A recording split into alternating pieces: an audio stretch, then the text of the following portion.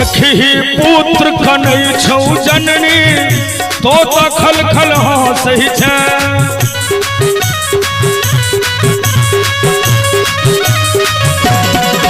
अगे देखी पुत्र कनै छौ जननी तो खल खल हंसै छै अपन विदाई के बेला में तो कलवल देखबै छै चिकरत भोगरत कंठ बाधल कान नहीं दिला हे जननी कान नहीं दिला के हम बहु दे भेलौं लोह कहियो कोरा नहीं लेला हे हम बहु दे भेलौं लोह कहियो